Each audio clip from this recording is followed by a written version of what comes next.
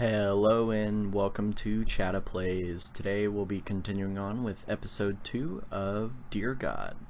Hope you enjoy. Make sure to check me out on Chattanooga_262 on Twitter. So continuing where we left off, making little deer respawn points, eating food. In case you haven't noticed, I did speed up this video a little bit. Episode 2 ran on for like 45 minutes or so, so I've condensed it down to about I think like 22-ish, somewhere in there. So it's about 1.5 speed, whatever that comes out to. I don't exactly remember, but we'll be continuing on from where we left off. So just running along. I also had a recording issue with this one. I think I mentioned that in the first video actually. So this one and that first video are going to be after I've actually played and recorded them. The next episodes are going to be actually recorded live while I'm playing. So just killing these little dudes, and then I'm trying to get better at not dying in this episode. Hopefully that goes pretty well. The tireder I get when I play this game, it seems the worse I get. So it's just bad. Let's just say that. When I'm very tired playing this game, it gets very bad. So we are now entering partial desert biome, making some respawn points along the way, eating our food like we were. I got our little deer following us, so I decided to set it down. Now the little deer will follow you as you continue on. They can't really make the jumps that you're trying to make and do some of the puzzles and traps. You would have to defend them pretty well. But if you do have it follow you on and you don't eat the food on the way, it'll actually level up. So when you do have to respawn, you can actually spawn with a leveled deer. And that can be handy sometimes, but I usually just don't bother with it. I'm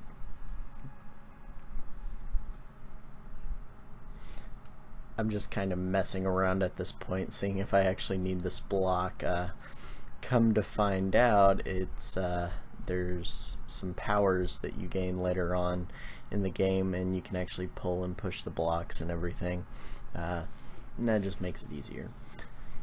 So running into a settler, looking for her husband's ghost on a steamboat accident. So that's interesting. Didn't actually get any items, but I did get a relic from her, I believe.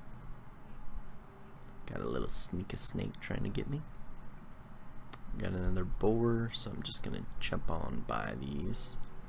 I'm trying to avoid as many enemies as possible in these next couple episodes, mainly because I'm really tired of having to re-level the deer at this point, and that was a very narrow escape there, as you saw. Spike traps are not my friend, so I end up running out of food here, and I'm trying to fight this boar and it's not working, so I just run both of them off into the cliffs. So we're officially in the desert biome now. This is a newer one. So there's not going to be nearly as much food. It's going to look dry and stuff. Run. I ran into this lady again, and she gives me the relic after I found something. I don't even know what I found at this point. I am confused by the story, so I just continue on my merry little deer way,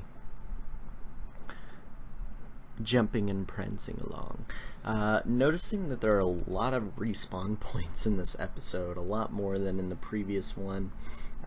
Kind of wondering why there's so many respawn points, but then there's a bunch of spike traps as well in those previous ones. I am currently out of food and starving, and as you starve, your health actually slowly starts to go down. It is pretty annoying, actually. So we have our first relic in the actual relic coming along. There's a panther there. Trying to avoid everything as much as possible. Doesn't always work out. I finally find some food on the ground after the panther runs away. And we're set, and hopefully regaining some health here in a second. Actually leveled up a little bit, so oh man, I died again. This happens all the time. It's because I was going for that pineapple down there. I should have just left it alone. I'm starting to get a lot better at these attacks though. I'm actually figuring out the timing and everything. Unlike there, I have to weave back and forth so I can actually hit him. If I just continue in one direction, he'll get attacks in on me, and it doesn't work out that well, as per usual.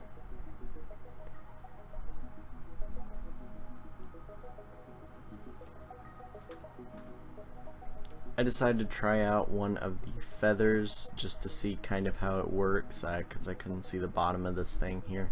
The feathers are actually kind of interesting for the fact that when you jump you slowly float down. So early game they're pretty good when you're first learning how to jump around and everything, so you don't die on spike traps all the time like I do.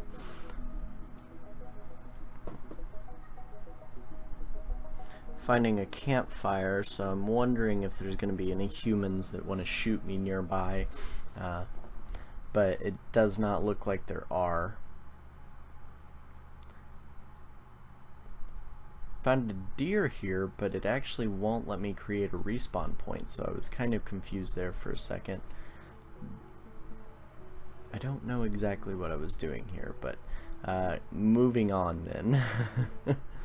I was trying to figure out what was attacking me actually, and it ended up being the bees, which are really easy to take down for some reason. You just have to hit them once.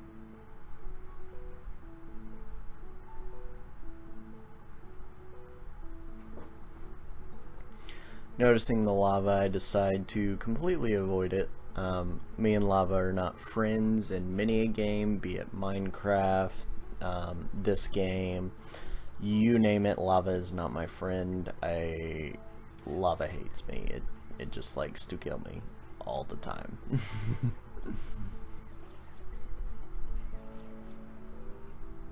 Killing these monkeys because they annoy the crap out of me, throwing their poop. Trying to figure out how to actually hit that guy without jumping off the platform again.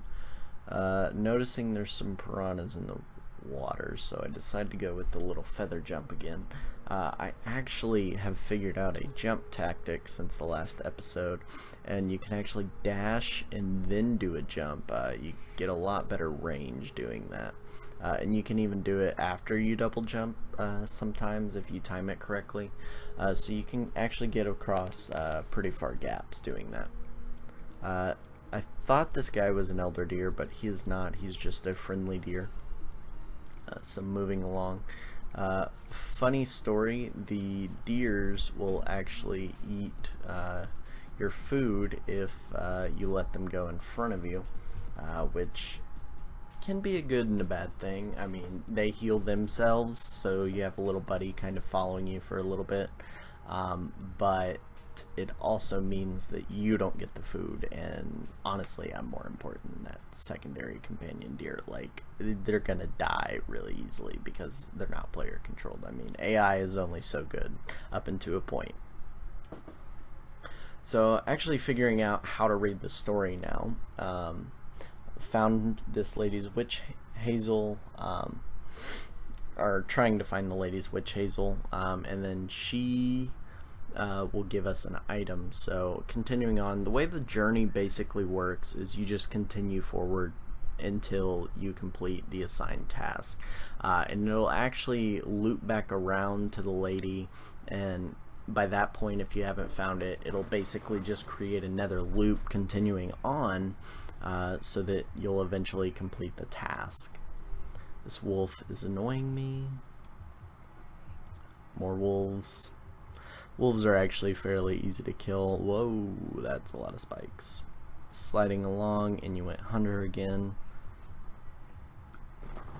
I'm deciding to beat all these guys up, by the way, because pretty early game I ended up killing a bunch of friendly stuff.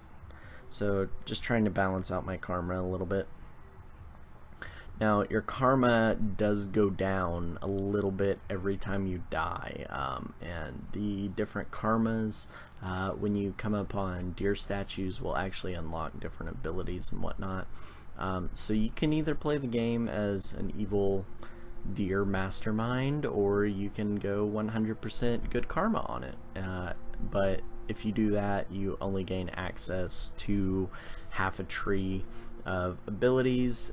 If you go kind of both mixed, which is what I end up doing in this playthrough, you can get some mixed abilities later on. Entering a church in the middle of the woods, and he wants us to collect some followers for his little church to help him grow a little bit. So we just head back outside.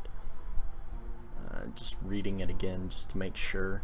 End up finding the settlers here, so I just kind of figure out that they start following me, and then I just drag them back into the church, and we go inside and we have followers, and mission complete. And I get a cross. I don't know what the cross does. It somehow protects me. I think it's like a damage reduction of some kind. I would have to look it up on like the wiki or something. I'm not 100% certain, but it does seem to help a little bit in the later episodes when I am actually taking damage. I don't take nearly as much damage. Like with that ghost there, I don't know why, but you can evidently hit ghost with your deer horns. I don't know how that makes any sense, but then again, we're also playing as a resurrected deer that's trying to adventure and learn how to appease the deer gods.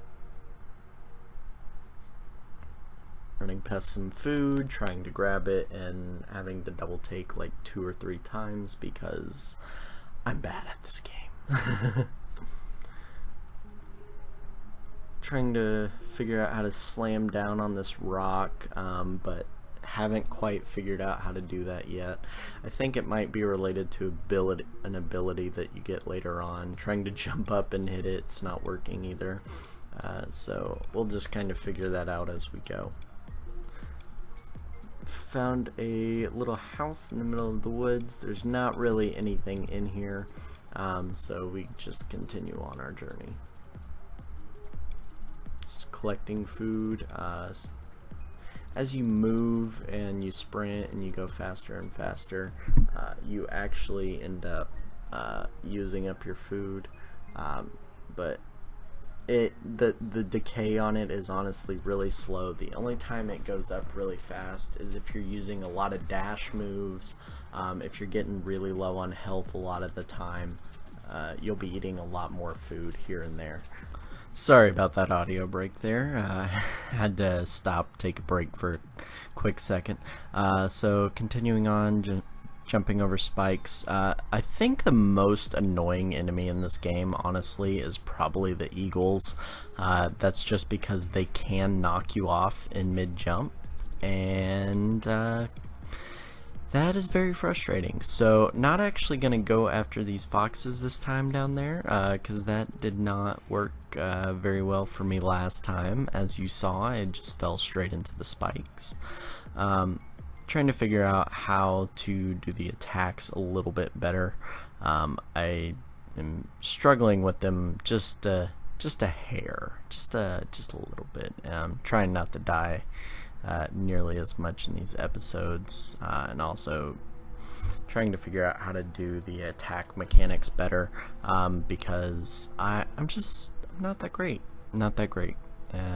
Never claimed to be great, but anyways, continuing on, trying to figure out what exactly that whole underground chamber was for. It ended up being nothing in the box, so just kind of going on, trying to figure out this puzzle as well. It seems to be most of these puzzles are actually pretty simple. You just gotta block like the light off in this one, and in some of the others you gotta actually unblock some things, like a waterfall one a little bit later on, I think. And then the statue lights up and it gives you superpowers. Not that I could figure out where it was, it ended up actually being right above the light bar right there. And that power is the one that actually lets me pull blocks. I don't notice this until way later on in the series because I am a derp, mega derp here, so that's that. Jumping over the fires. These things have not been kind to me in my past couple of plays of the game.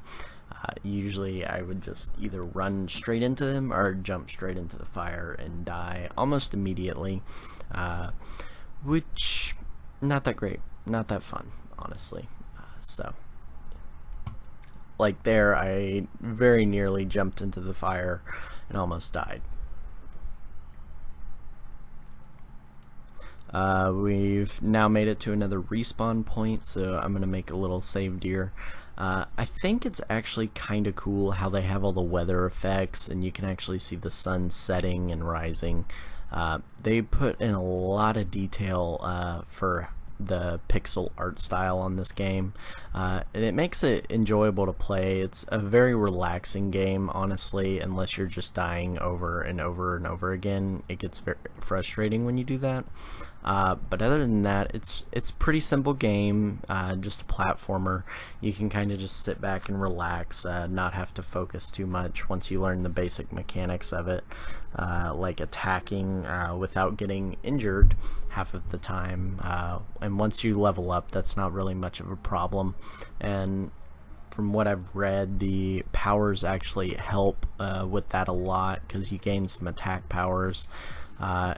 And the light powers will help you move blocks around and such.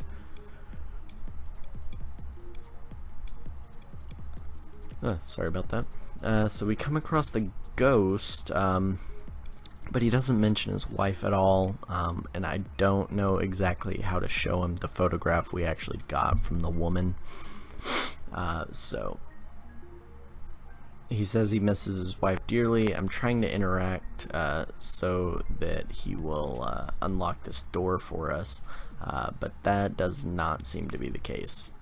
So I was thinking about running back there for a second, and then I was like, no, that's entirely too far away.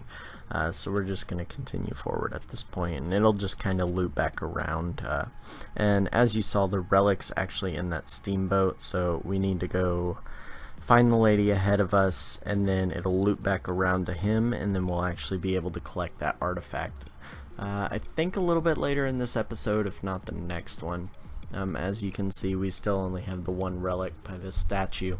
The statues seem to be the loop points, or like, is the story gonna progress? Do you have the other relic?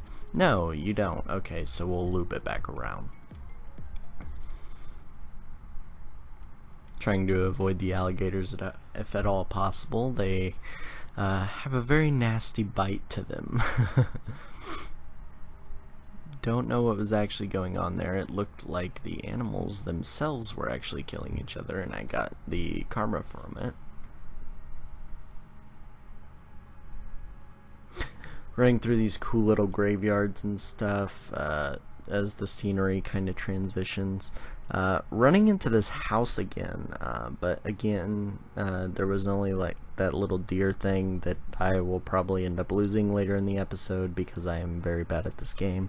Again, once you get like 10 of those, you actually get a 1-up, so instead of only having 2 respawns before you go see the actual deer god again, and you have to respawn as a fawn, you will get an extra life. Don't know why I didn't eat those apples back there. I guess I didn't need them at this point because I am full level, but there are a lot of nasty things continuing on our path here. Don't have the relic yet again, so it's gonna loop back to the steamboat area, and we actually just got the photograph from the woman. That's why the door wouldn't open. And I completely missed that jump. Thankfully we have that respawn, so get to play it again. Almost nearly jump into spikes yet again. Again, that's just because it's kind of hard to guess where your deer's gonna land to me. I'm just not that great at it. But if you're definitely a platform gamer player, this game is fairly simple. Once you get all the timing and everything down, you won't have to worry about that too much. Getting hit by the ice spikes, though, was kind of derpy of me, yet again. Trying to kill these guys off without hurting the other deer, but continuing on, basically. And you can actually... Oh, whoops. There was a bear there. That was a very unbearable death because I just lost all my experience to that bear. So we get to start again as a doe. So I have also noticed that when you are a doe, you don't actually jump nearly as high as when you're the full adult. So being a full adult is very advantageous when you are playing this game. You get a bit higher of a run distance, more speed, and you're also able to jump a little bit higher, I think. Because like that could have been a one jump for my fully leveled up guy, but here it's like a double jump. So you'll probably notice that a little later.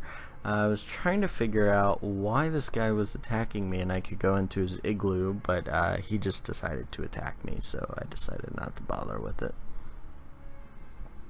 Still trying to figure out what those down blocks do. Again, I think it's a power a little later on. So just continuing on. Oh, I'm sorry about that. Did not mean to hit the mic. Just killing this little Inuit guy, seeing if I could go into any of those houses and there would actually be something, but there's not. Just leveled up again, thankfully, so again we get a bit more jump power, but not continuing up the relic tree yet. I really got to get back to that steamboat where I can get in and help the guy there with the picture, so he gives me access to the door and everything, and then I can collect the relic, and then the story will just basically continue from there.